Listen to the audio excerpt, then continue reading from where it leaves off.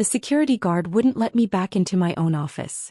I stood there in the fluorescent-lit hallway, my hands trembling as I held the cardboard box containing 37 years of my professional life. Pictures of my grandchildren smiling from Little League games and piano recitals. The ceramic mug my late wife Margaret had given me for my 60th birthday, painted with tiny equations that only she understood were mathematical expressions of love. A small potted plant that had somehow survived every reorganization, every budget cut, every broken promise this company had made. "Sir, I'm going to need you to step away from the door," the guard said, his voice professional but not unkind. He was young enough to be my grandson, probably working his way through college with dreams of changing the world. He didn't know he was speaking to the man who had built the very foundation this company stood on. He didn't know that the algorithms running and the servers humming behind these walls had been born from sleepless nights in my garage 30 years ago. The nameplate on my office door had already been changed.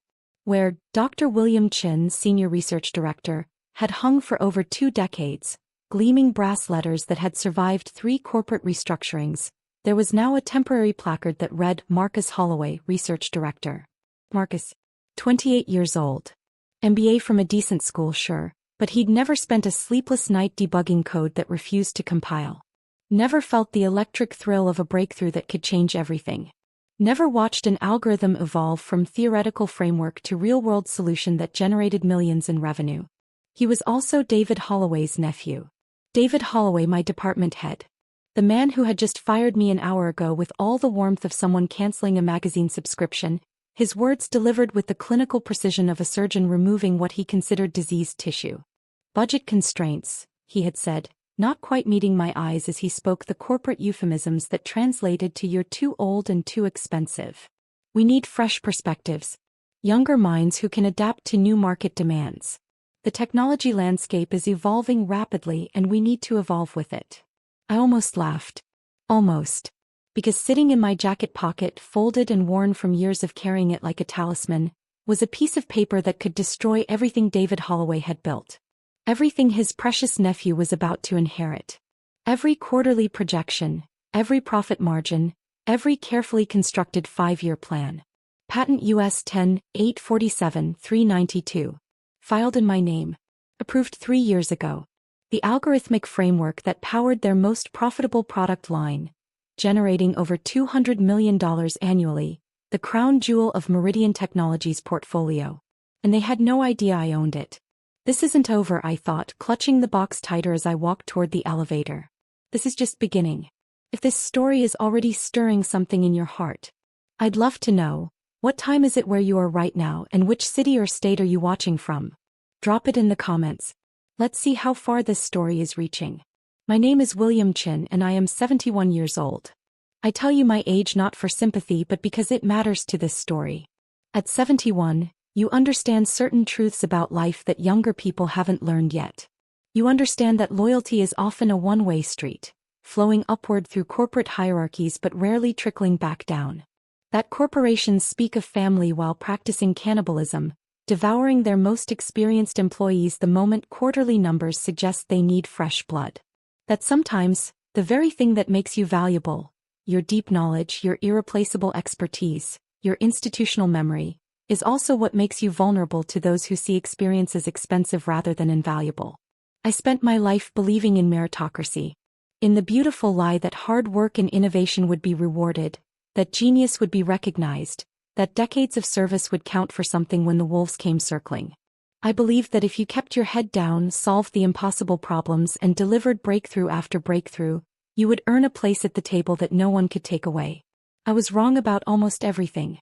I was an engineer by training, a dreamer by nature. Fresh out of graduate school in 1976, I joined Meridian Technologies with stars in my eyes and equations dancing in my head. The company was small then, hungry, full of people who stayed late not because they had to, but because they loved what they were building. We were creating the future one algorithm at a time, writing code that would eventually power systems we couldn't even imagine yet. The office smelled like solder and ambition. Coffee was perpetually brewing in every corner. Whiteboards were covered with mathematical proofs that looked like abstract art to outsiders but contained the blueprints for technologies that would reshape entire industries. We were young mostly, but age didn't matter as much as ideas. If you could solve problems others couldn't, if you could see patterns in chaos, if you could translate theoretical mathematics into practical solutions, you had a home at Meridian. Margaret used to joke that I was married to two women, her and my work. She wasn't wrong. I would come home with machine oil under my fingernails and theoretical frameworks swimming in my head, talking her ear off about breakthrough algorithms while she tried to feed our young children. I would sketch equations on napkins during dinner, lose myself in calculations while she read bedtime stories to our kids, wake up at 3 a.m. with solutions to problems I'd been wrestling with for months. "You're going to change the world, Billy," she would say, using the nickname only she was allowed to use. "Just don't forget to come home for dinner while you're doing it."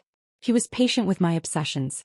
Patient when I converted our garage into a makeshift lab, filling it with computers that generated enough heat to warm the house in winter.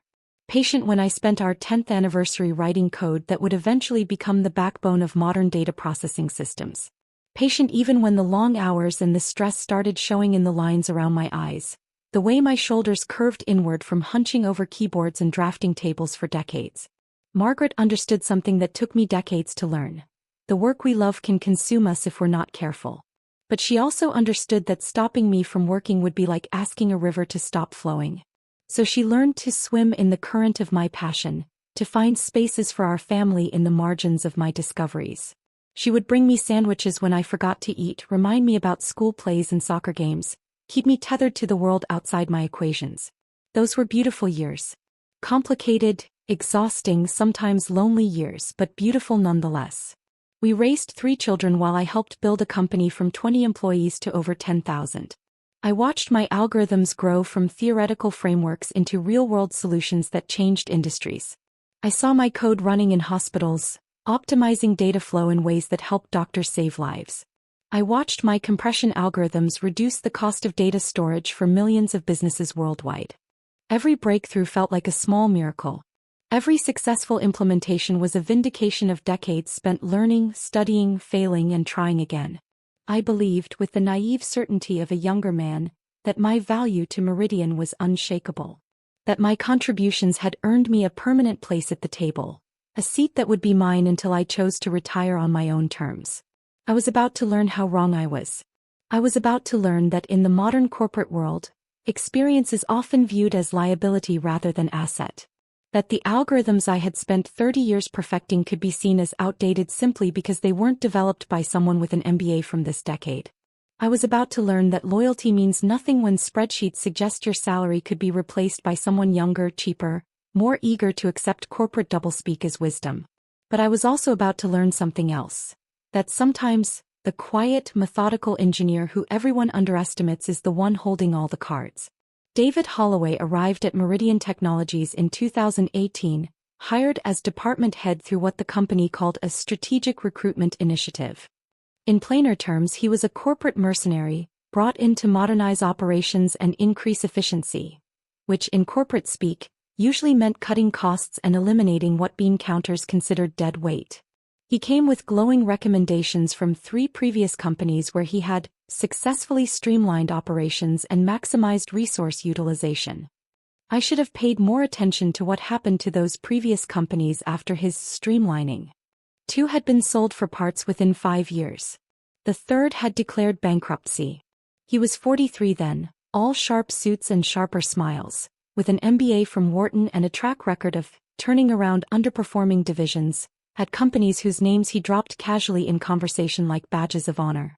During his first department meeting, he stood at the front of our conference room like a general addressing troops before battle, his PowerPoint presentation gleaming with corporate buzzwords and efficiency metrics. "I believe in data-driven decisions," he announced, clicking through slides that reduced 30 years of research and development to colorful pie charts and bar graphs. "I believe in accountability. And I believe in results that directly correlate to measurable business outcomes." I remember thinking he looked like the kind of man who had never gotten his hands dirty building something from nothing.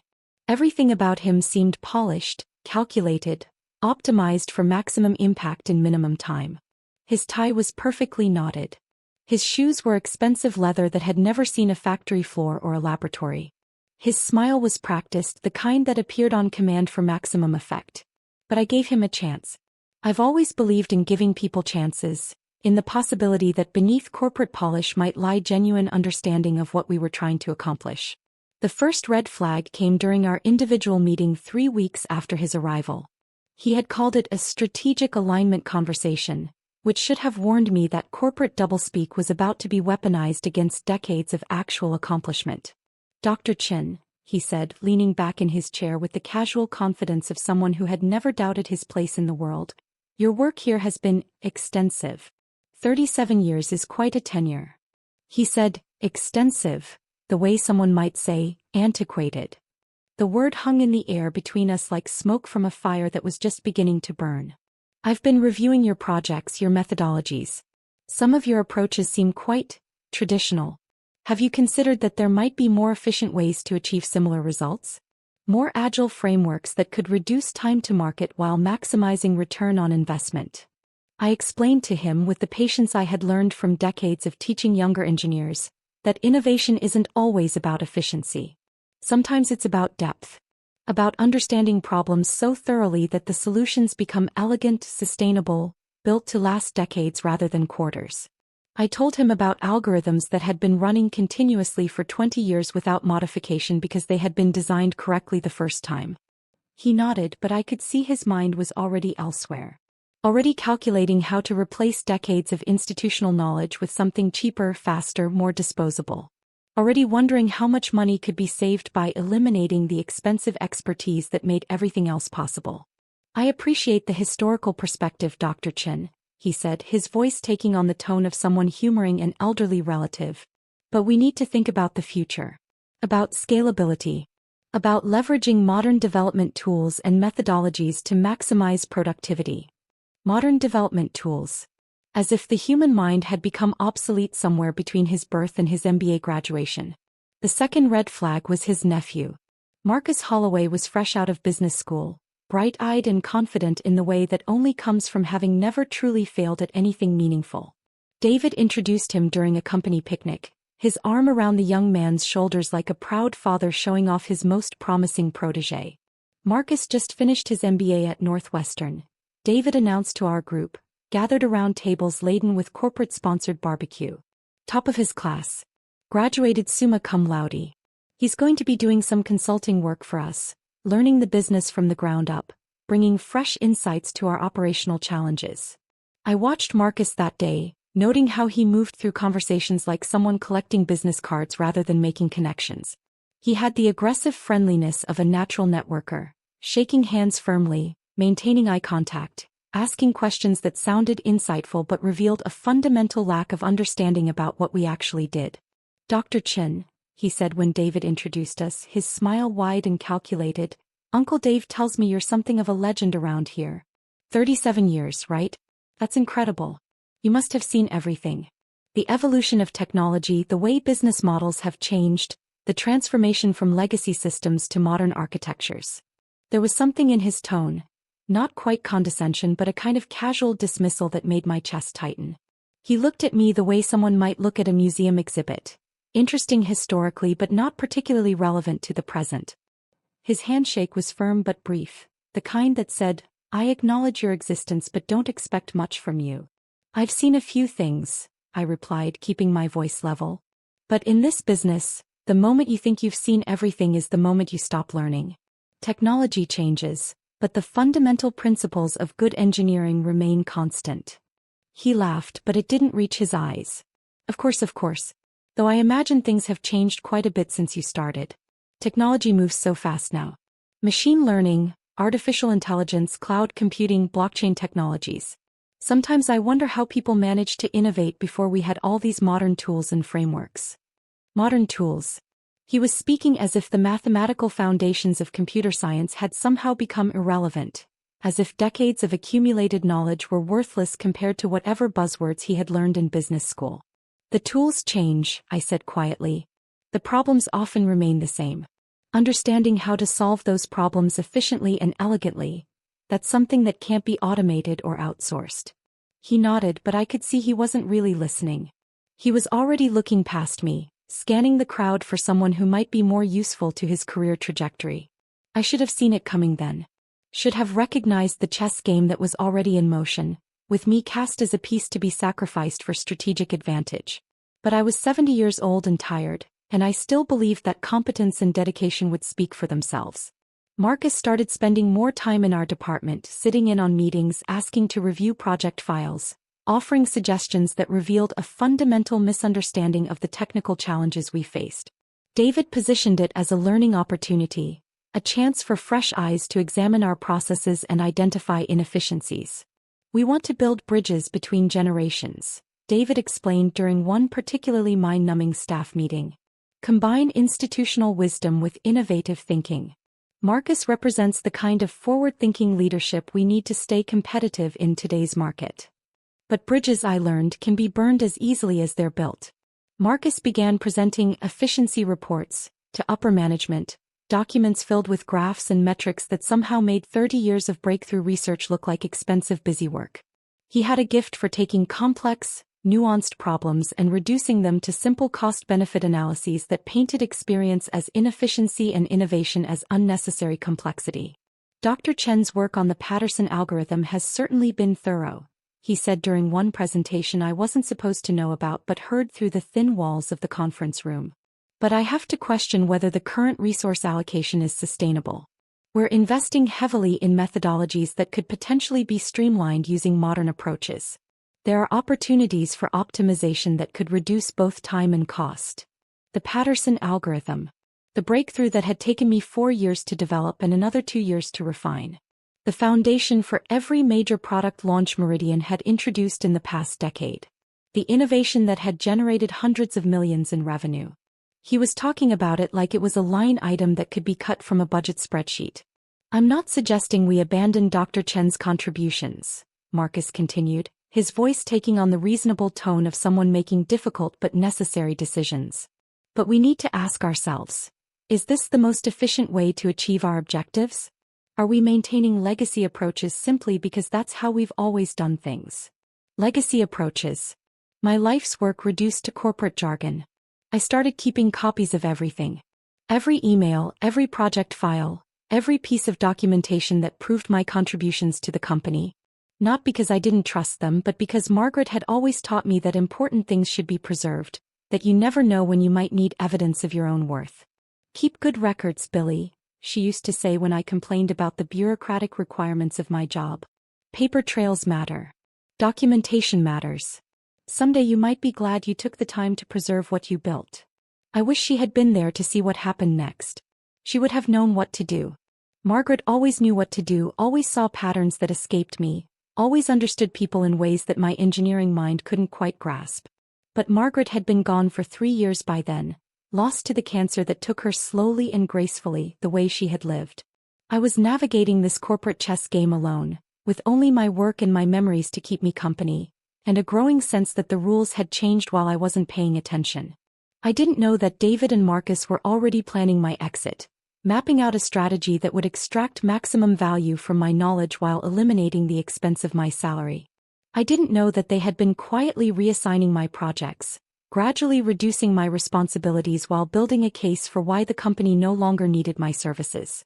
I didn't know that every friendly conversation, every request for documentation, every knowledge transfer session, was part of a carefully orchestrated plan to make me redundant. I was about to learn.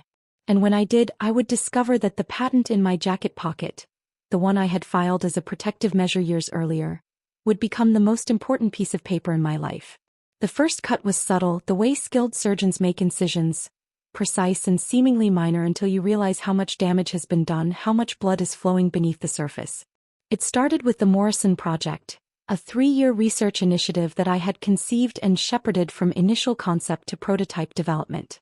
The project was my baby, born from a late-night brainstorming session 2 years earlier when I had been grappling with efficiency problems in data compression algorithms that had stumped engineers for decades. I arrived at work one Monday morning to find an email waiting for me, sent at 11:47 p.m. the previous night while I had been home reading technical journals and working on improvements to the Morrison framework. Dr. Chen, after careful consideration and strategic review, we've decided to reassign the Morrison project to Marcus's oversight. We feel his fresh perspective and modern project management methodologies will help accelerate timeline completion and maximize deliverable quality. Your expertise will be invaluable in an advisory capacity. Please transfer all relevant files, documentation and research notes to Marcus by end of week. We appreciate your understanding during this transition. David. Advisory capacity. The corporate equivalent of being patted on the head and sent to sit in the corner while others took credit for your work. I stared at the email for a long time, reading it 3 times to make sure I understood correctly. The Morrison Project wasn't just any project. It was the culmination of decades of research, the answer to problems I had been wrestling with since my early days at Meridian. It represented thousands of hours of careful analysis, mathematical modeling and iterative testing. Advisory capacity. As if 37 years of experience could be distilled into occasional suggestions offered from the sidelines. I printed the email, filed it carefully in my growing folder of concerning correspondence, and walked down the hallway to Marcus's new office. He had been given one of the corner spaces that had recently been reorganized, complete with windows overlooking the parking lot and a view that suggested importance even if the occupant hadn't earned it. I knocked on his door and waited for permission to enter my own project's new headquarters. Dr. Chin, he said, looking up from his dual-monitor setup with a smile that was all teeth and no warmth. I was hoping we could talk about the Morrison Project transition. I'm really excited to bring some new energy to this initiative. I think there are some significant opportunities for optimization and modernization. Marcus, I said, settling into the chair across from his desk. This project has some very specific technical requirements. The compression algorithms we're developing require deep understanding of the foundational mathematics. The recursive optimization framework builds on principles that take years to fully comprehend. I'm not sure. Oh, I appreciate your concern, he interrupted, leaning back in his chair with the casual confidence of someone who had never been wrong about anything. But I've been reviewing the documentation and I think there might be some opportunities to streamline the process. Maybe leverage some of the newer AI-assisted development tools. Machine learning frameworks that could potentially automate some of the more complex calculations. AI-assisted development tools. He wanted to replace 3 decades of specialized knowledge with software that could generate code but couldn't understand the deeper principles behind why that code worked, why certain approaches succeeded while others failed catastrophically. The mathematics involved aren't something you can streamline, I said, keeping my voice patient and educational. Each algorithm builds on the previous one. It's like constructing a cathedral. You can't skip the foundation and jump straight to the spire. You can't automate understanding. He nodded, but I could see his attention already drifting to his computer screen, where what looked like a project management dashboard was displaying colorful metrics that had nothing to do with the actual technical challenges we faced. Right. Look, I really value your input, Dr. Chin. That's why I want you in an advisory role. Think of it as being promoted to senior consultant. Less day-to-day management headaches, more strategic thinking. Focus on the big picture instead of getting bogged down in implementation details. Strategic thinking. Another way of saying they wanted my ideas but not my involvement, my knowledge but not my presence, my innovations but not my oversight. I spent the rest of that week documenting everything I could about the Morrison Project, writing detailed explanations of every decision, every breakthrough, every dead end that had led to better solutions. I stayed late each night, long after the office had emptied and the cleaning crew had finished their rounds, trying to compress years of accumulated knowledge into documents that could stand alone. My fingers cramped from typing, my eyes burned from staring at screens, but I kept working.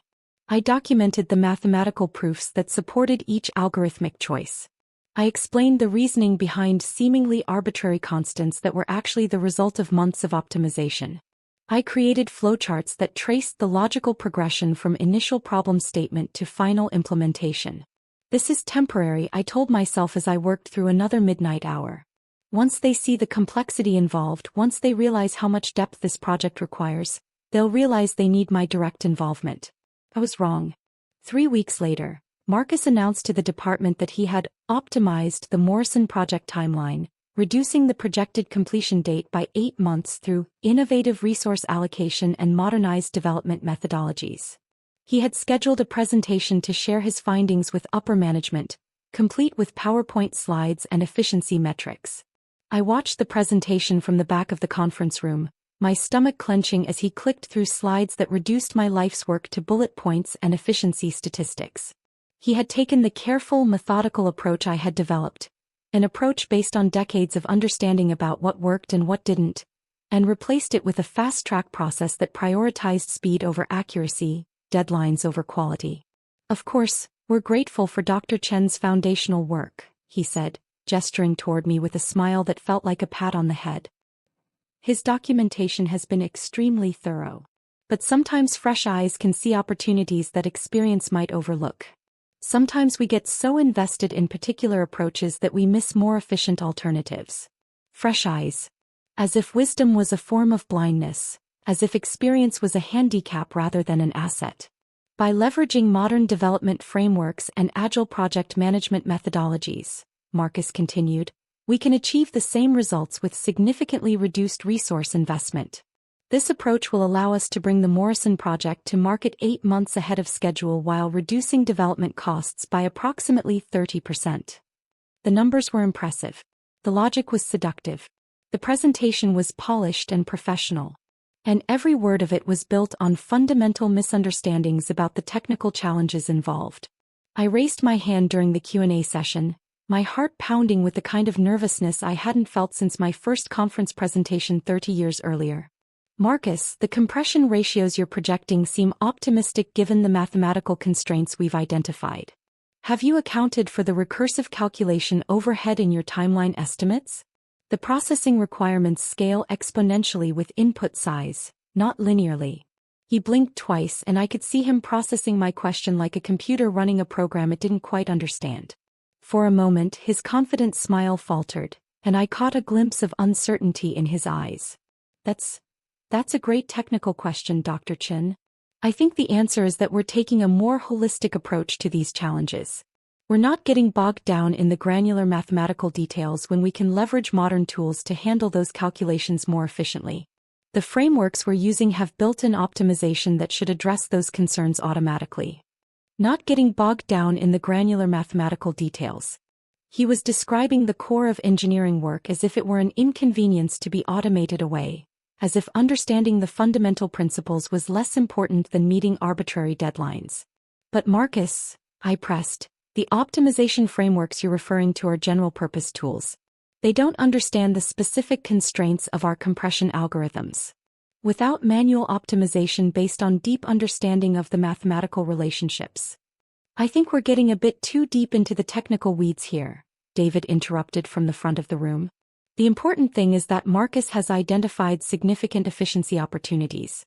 We can address implementation details as they arise. Implementation details. As if the difference between success and failure was merely a detail to be worked out later. After the meeting, I approached David in his office. He looked up from his computer with the expression of someone who had been expecting an unpleasant conversation and was already preparing his defensive strategies. David, I need to discuss the Morrison project reassignment.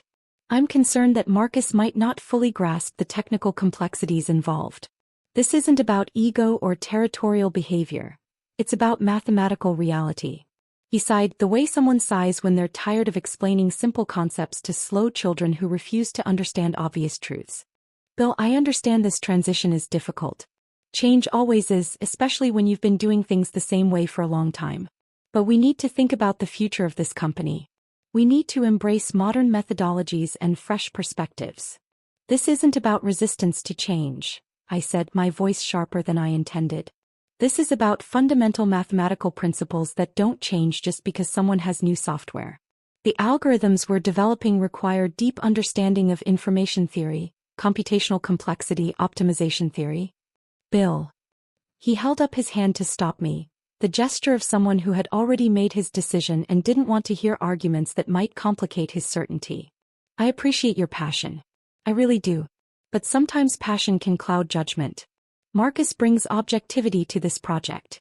He's not emotionally attached to any particular approach. He can see the forest instead of getting lost in the trees. Emotionally attached. As if caring about the quality of my work, as if wanting to ensure that decades of careful research weren't wasted on shortcuts and oversimplifications, was a character flaw rather than professional responsibility. David, I developed those algorithms. I understand them better than anyone else in this company, better than anyone else in the industry. You're asking me to watch someone else try to perform surgery with a cookbook written by someone who's never seen an operating room. He leaned back in his chair and I could see him calculating how to phrase his next words for maximum impact with minimum legal liability. This was a man who had been through corporate reorganizations before, who knew exactly how to navigate the delicate process of eliminating expensive employees while minimizing the risk of lawsuits. Bill, you're a valuable member of this team. But valuable in an advisory capacity. We need you to share your knowledge, not hoard it. We need you to mentor the next generation, not compete with them. Hoard it. As if 37 years of experience was something I was selfishly keeping to myself rather than the natural accumulation of expertise that comes from dedicating your life to mastering a craft, from solving problems that others couldn't solve, from building solutions that lasted decades. I left his office feeling like I was drowning in corporate doublespeak, gasping for air in a world where words had been stripped of their meaning and used as weapons against the very people who had built the company's success. But the real knife came 2 months later, on a Thursday evening that started like any other but ended with the complete destruction of my illusions about corporate loyalty. I was working late, alone in the office except for the security guard and the constant hum of computers running overnight calculations. The building was quiet in the way that only commercial spaces can be after hours, when the absence of human voices makes every mechanical sound seem amplified. I had been reviewing Marcus's modified approach to the Morrison project, trying to identify the specific points where his streamlined process would inevitably break down. The mathematics were unforgiving. His projected compression ratios were physically impossible given the computational constraints we faced. His timeline was based on assumptions that ignored fundamental principles of information theory that had been established for decades. It was like watching someone plan to build a bridge without accounting for gravity, expecting structural engineering to yield to wishful thinking and aggressive project management. I was deep in calculations, lost in the familiar rhythm of problem-solving, when I heard voices from the conference room. The walls in our building were thin, designed more for cost efficiency than privacy, and sound carried further than people thought, especially late at night when the ambient noise dropped to almost nothing. Getting pushback from the old man, Marcus was saying, his voice carrying the casual arrogance of someone who thought he was speaking privately. He keeps trying to micromanage every detail, questions every decision. It's like he doesn't trust me to handle basic project management. Bill's always been territorial about his projects, David replied, his voice carrying the tired patience of someone who had been through this conversation before. It's natural when someone's been doing the same job for decades. They start to think they're irreplaceable. They can't imagine that anyone else might be capable of understanding their work. I stopped writing, my pen frozen above the notepad, my heart suddenly beating loud enough that I was afraid they might hear it through the walls.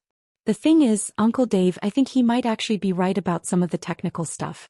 The compression algorithms are more complex than I initially thought. There are mathematical relationships I'm still trying to understand.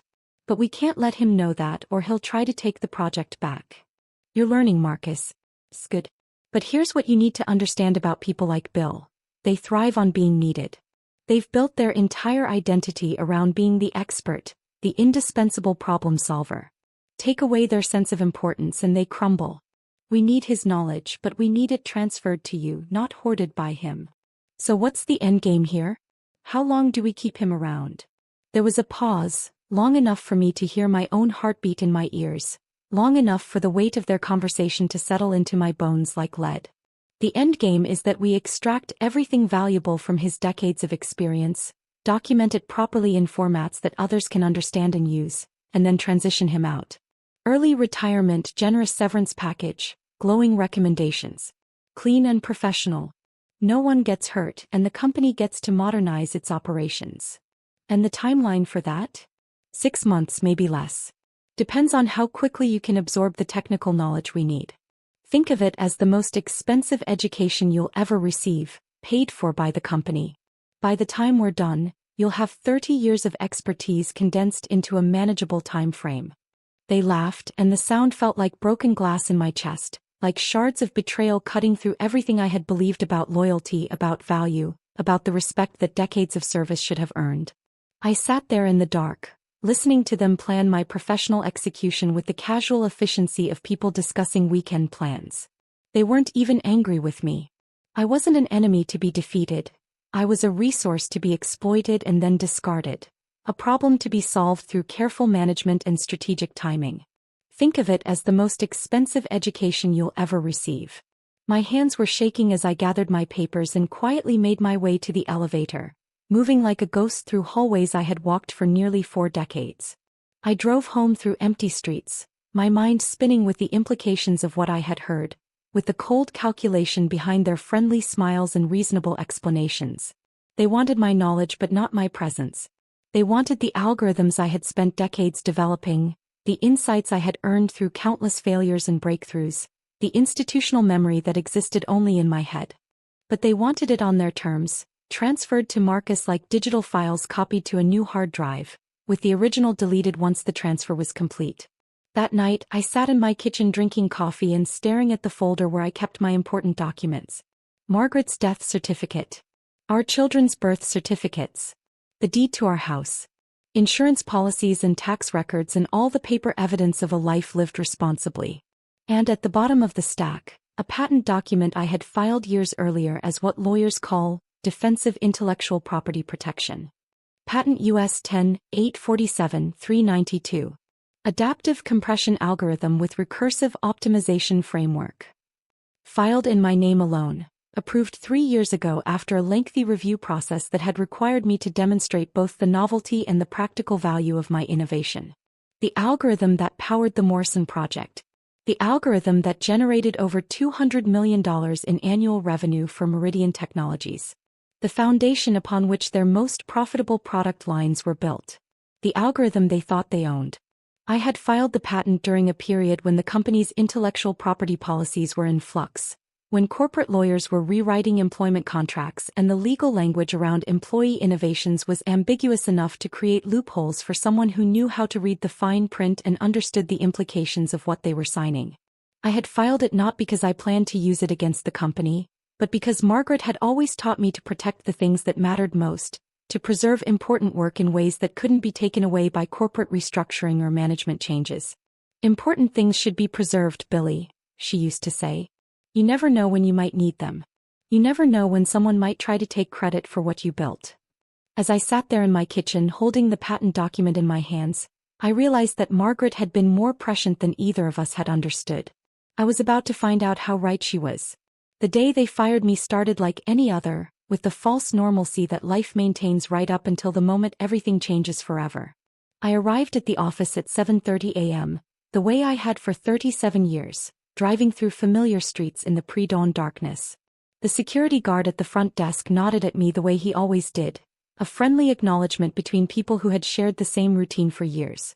I badged into the building, took the elevator to the 4th floor, and walked through hallways that I could navigate blindfolded. I made coffee in the break room using the ceramic mug Margaret had given me, watching the sun rise through the windows as the building slowly came to life around me.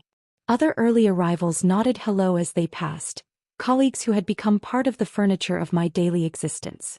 Everything felt normal, routine, predictable. I had no idea I was living through my last morning as a Meridian Technologies employee. I reviewed my emails, organized my notes for the day, and prepared for what I thought would be a routine morning of problem-solving and innovation. The Morrison project was still technically under my advisory oversight, and I had been working on solutions to the optimization problems that Marcus's streamlined approach was inevitably going to encounter. At 9:15 a.m., David's assistant called my extension, her voice carrying the professionally pleasant tone that administrative assistants use to deliver both good news and bad with equal cheerfulness. Dr. Chin? Mr. Holloway would like to see you in his office when you have a moment. When you have a moment.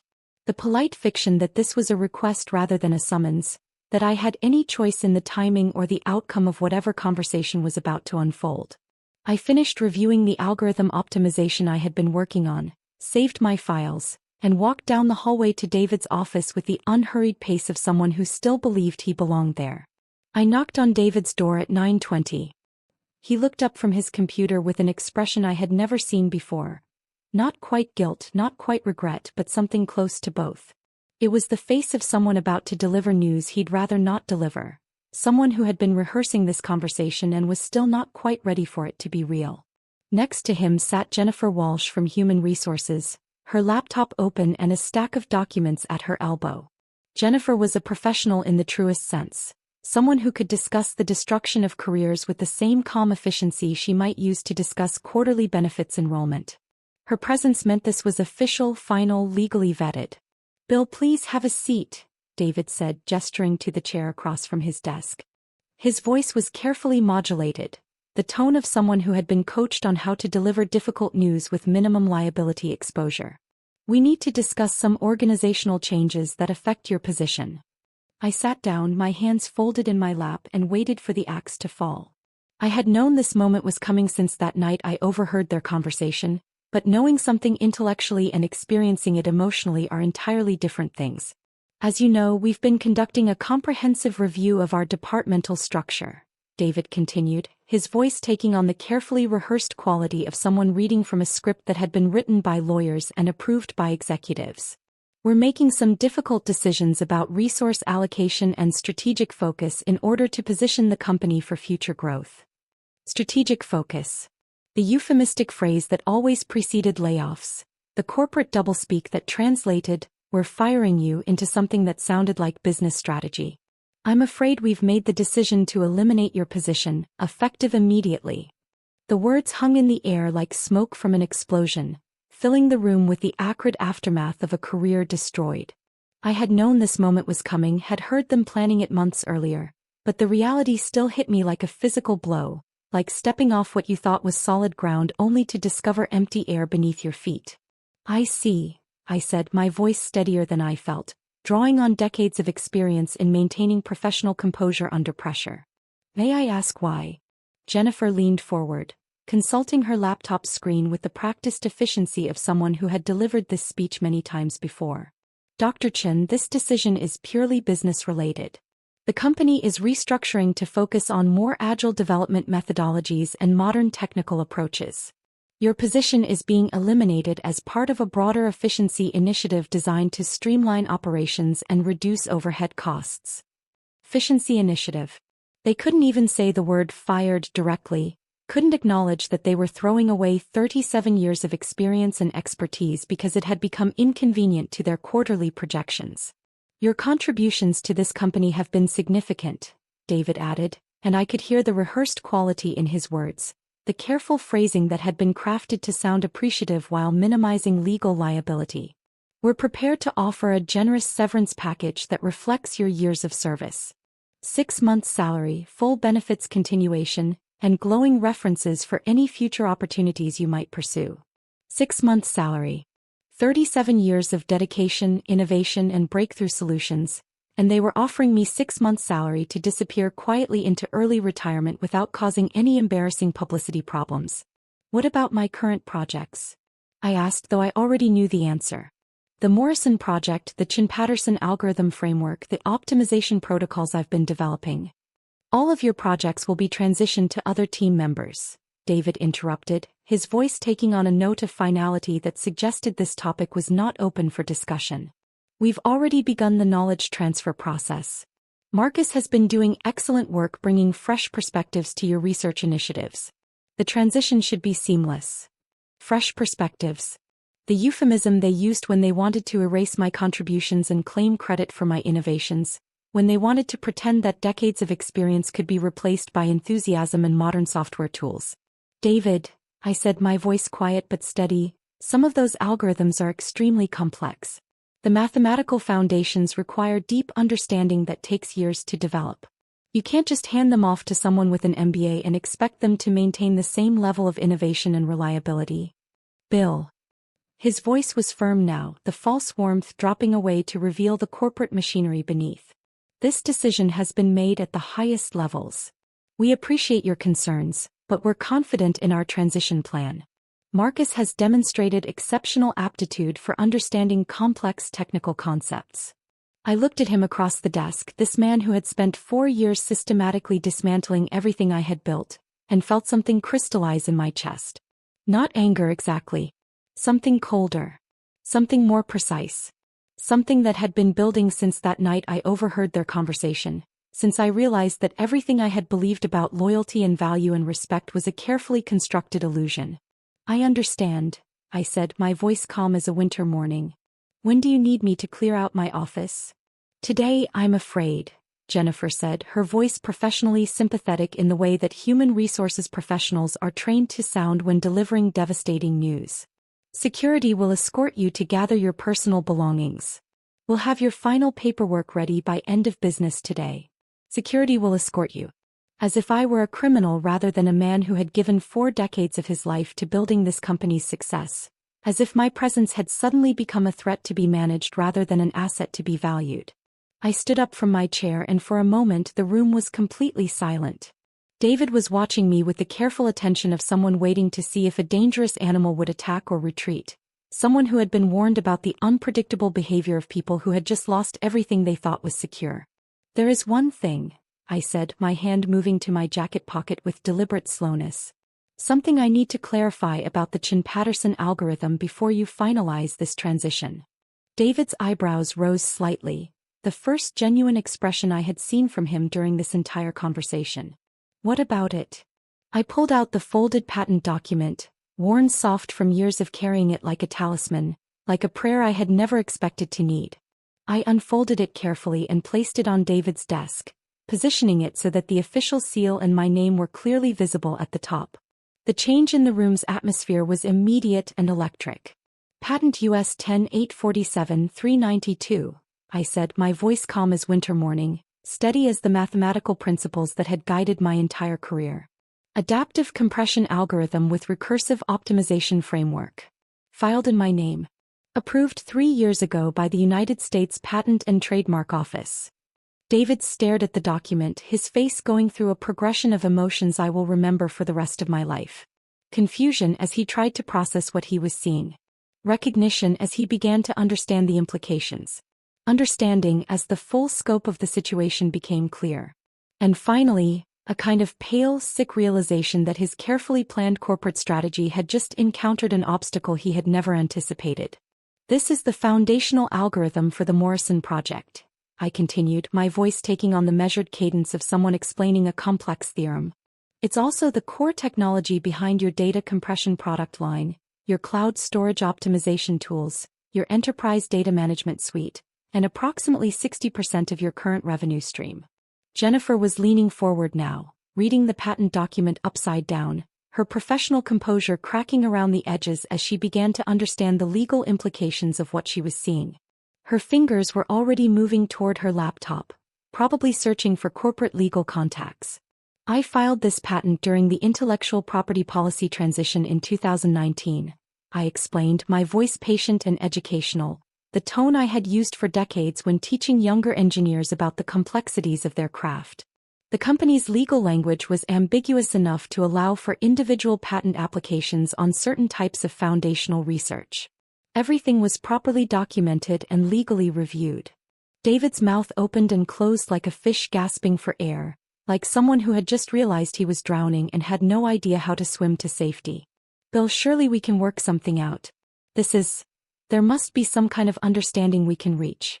Some arrangement that serves everyone's interests. Oh, I think we understand each other perfectly, I said, folding the patent document and slipping it back into my pocket with the care of someone handling something infinitely precious. You want to eliminate my position and transfer my knowledge to your nephew.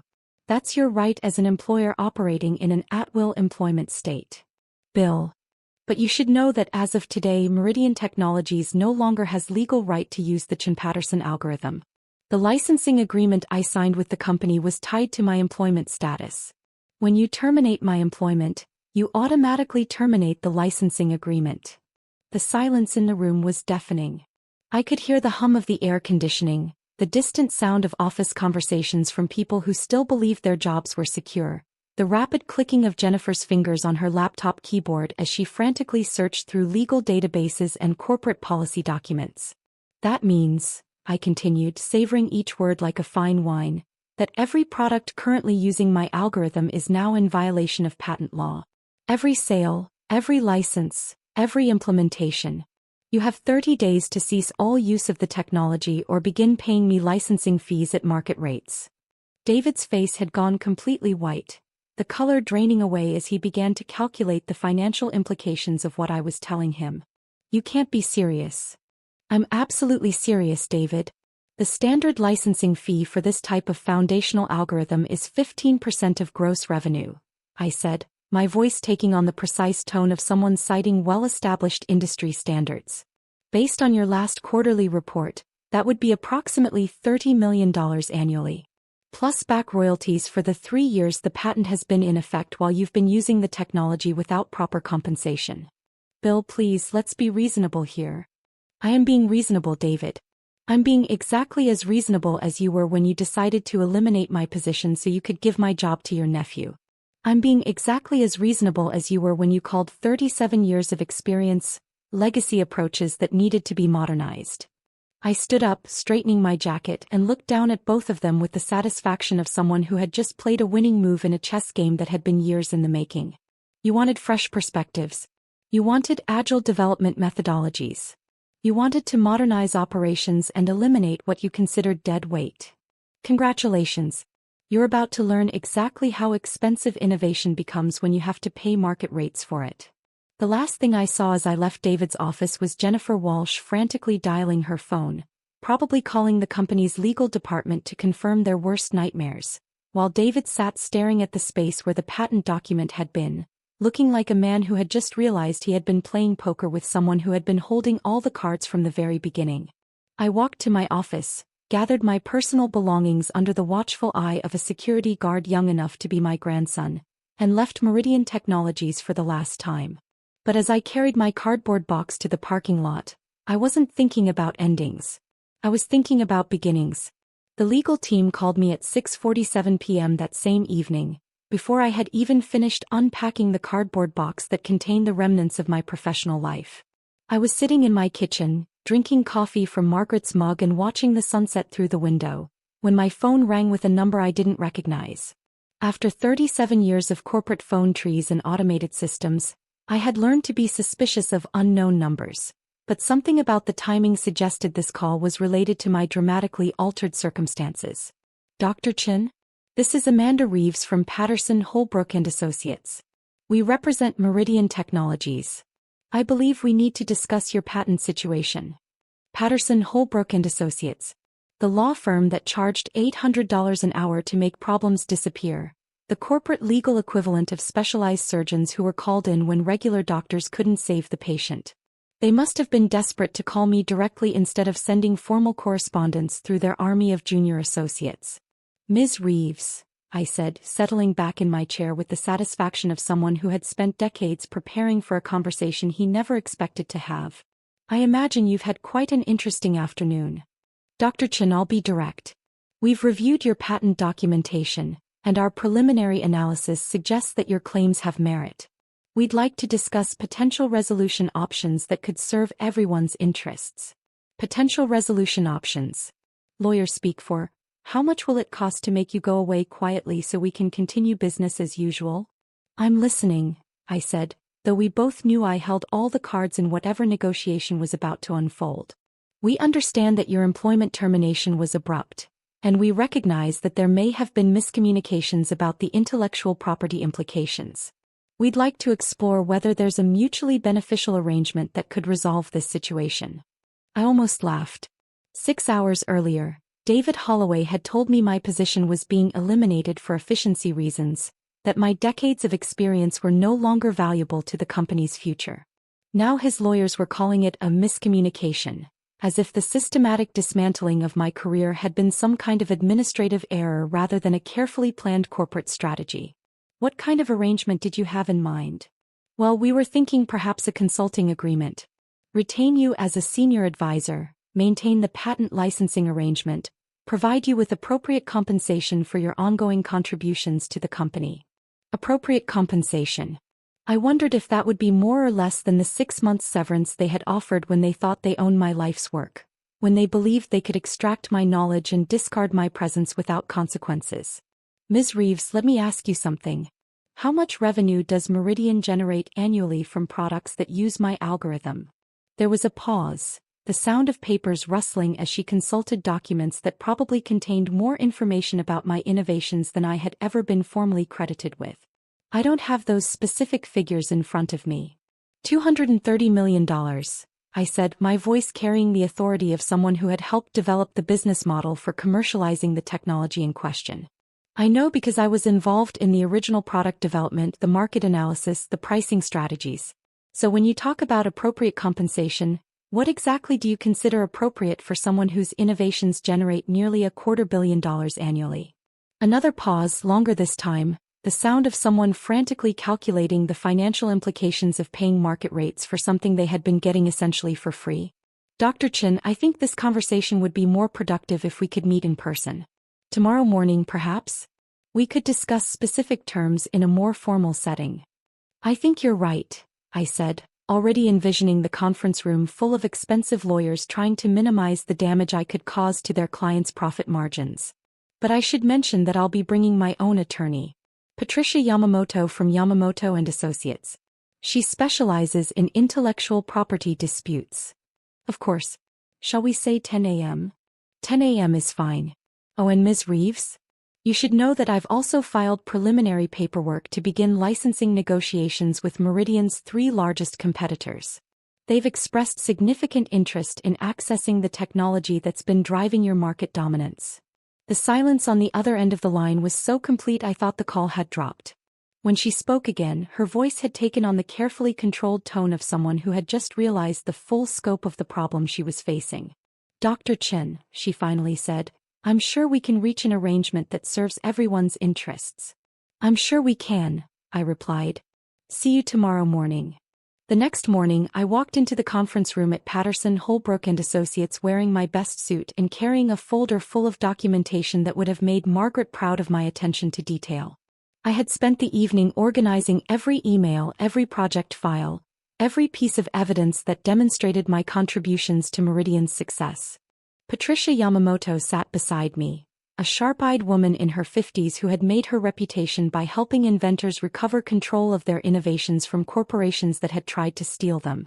She had reviewed my case the night before and declared it one of the most clear-cut examples of corporate intellectual property abuse she had seen in 3 decades of practice. Across the table sat Amanda Reeves, 2 other lawyers I didn't recognize, and David Holloway, who looked like he hadn't slept in 48 hours. His usual confidence had been replaced by the hollow-eyed exhaustion of someone who had spent an entire night calculating the financial implications of his strategic miscalculation. Let's begin with the basics, Patricia said, opening her laptop with the crisp efficiency of someone who had fought these battles many times before. My client owns patent US 10.847.392, which covers the foundational algorithm currently powering approximately 60% of Meridian's revenue stream. The employment termination yesterday voided the existing licensing agreement, which means continued use of the technology constitutes patent infringement. We understand the legal position, Amanda replied, her voice carrying the careful neutrality of someone who was about to negotiate from a position of weakness. We're here to discuss resolution. Good. My client is prepared to license the technology to Meridian Technologies under reasonable terms. What terms? Patricia smiled, and I could see why she had earned her reputation as one of the most effective intellectual property attorneys in the state. Exclusive licensing rights, renewable annually for 25% of gross revenue from all products utilizing the patented technology. David's face went white, the color draining away as he calculated what 25% of gross revenue would mean for the company's profit margins and his own career prospects. 25%? That's insane. That would bankrupt the company. Actually, it's quite reasonable, Patricia replied calmly, consulting her notes with the confidence of someone who had researched industry standards thoroughly. The standard licensing fee for foundational technology ranges from 15 to 30%. We're being generous given the circumstances. What circumstances? Amanda asked, though I suspected she already knew the answer. The circumstances under which my client's employment was terminated, Patricia said, sliding a folder across the table with the dramatic flair of someone revealing evidence in a courtroom. We have documentation showing that Mr. Holloway systematically undermined Dr. Chen's position in order to transfer his projects to his nephew. We have email records, meeting minutes, and witness testimony that demonstrate a pattern of corporate misconduct designed to steal intellectual property. I watched David's face as Patricia enumerated the evidence we had gathered over months of careful documentation. Email chains where he and Marcus discussed extracting knowledge from me. Meeting minutes where they planned my transition out of the company. Witness statements from other employees who had observed the systematic dismantling of my role and were willing to testify about what they had seen. Dr. Chin could have filed suit for wrongful termination, age discrimination, and intellectual property theft, Patricia continued, her voice taking on the measured cadence of someone outlining legal options. Instead, he's offering a reasonable licensing arrangement that allows Meridian to continue using technology it has become dependent upon. 25% would bankrupt the company, David said again, his voice carrying the desperation of someone who could see his career imploding in real time. No, I said, speaking for the first time since entering the room, my voice carrying the quiet authority of someone who had finally learned to value his own worth. 25% would reduce your profit margins to levels comparable to your competitors who don't have access to my algorithm. You've been using my innovation to maintain artificially high profits while paying me a standard engineer's salary. Bill, please, we can work something out. We made mistakes, I admit that. But destroying the company won't help anyone. Think about all the other employees who would lose their jobs. I'm not destroying anything, I replied, my voice steady as the mathematical principles that had guided my entire career. I'm finally being compensated fairly for my contributions. Something that should have happened years ago. The negotiation lasted 6 hours, with breaks for consultation and phone calls to upper management and corporate boards. When it was over, we had reached an agreement that would pay me 18% of gross revenue from products using my algorithm, plus a consulting fee of $50,000 monthly, plus full benefits, plus a formal apology and public acknowledgement of my contributions to the company's success. David Holloway signed the agreement with the expression of someone attending his own funeral, watching his corporate ambitions disappear into the legal machinery of consequences he had never anticipated. As I left the law firm that afternoon, Patricia Yamamoto shook my hand and smiled with the satisfaction of someone who had just delivered justice to someone who deserved it. You know, in 30 years of practice, I've never seen a more elegant example of justice served. Your wife would have been proud. Margaret would have been proud. Not of the money necessarily, but of the fact that I had finally learned to stand up for myself, to value my own contributions, to refuse to be discarded like outdated equipment. 3 months later, Marcus Holloway left Meridian Technologies to pursue other opportunities, probably realizing that his uncle's protection could no longer shield him from the consequences of his fundamental incompetence. The Morrison project was quietly reassigned to a team of senior engineers who actually understood the mathematical principles involved. David Holloway lasted another year before being asked to resign following a comprehensive review of his management practices and the financial damage his strategic decisions had caused the company. I now work as an independent consultant, licensing my innovations to companies that treat intellectual property with the respect it deserves. I make more money in 6 months than I made in 5 years as a Meridian employee, and I wake up every morning knowing that my life's work is finally valued at its true worth.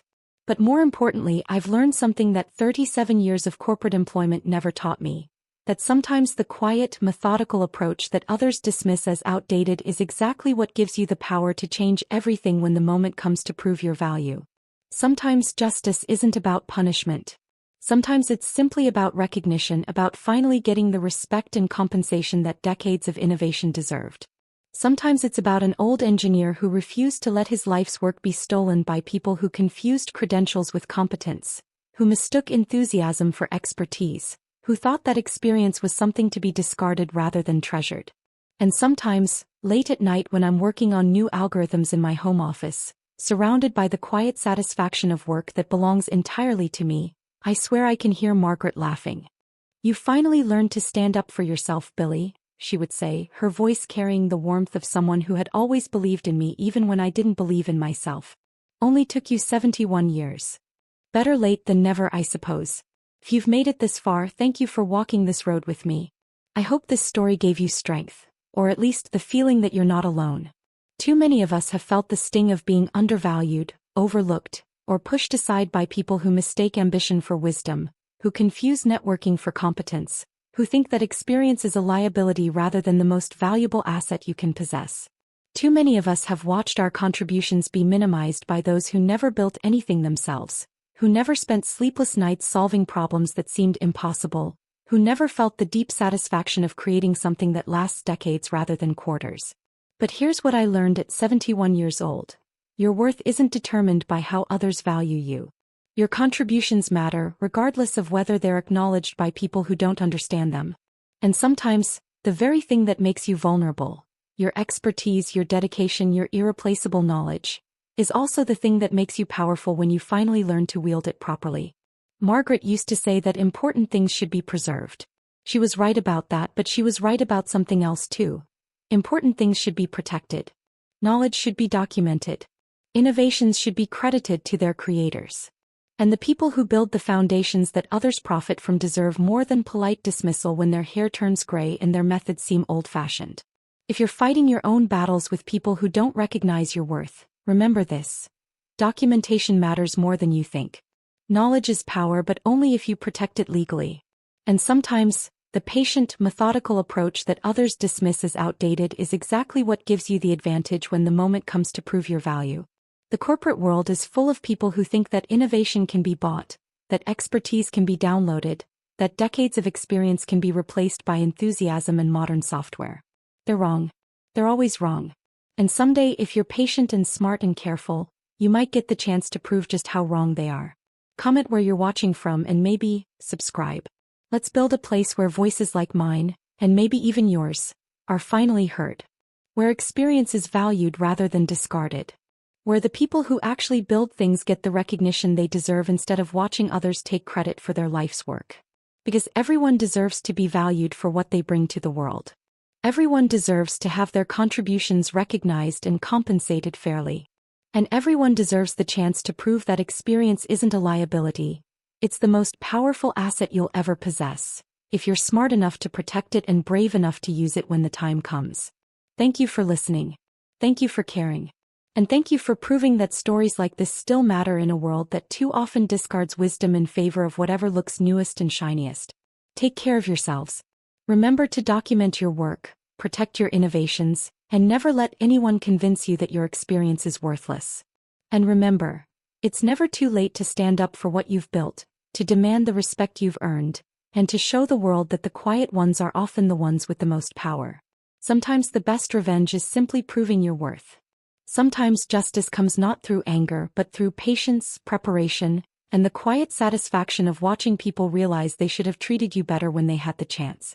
Your story matters. Your work matters. And you matter regardless of what anyone else might say.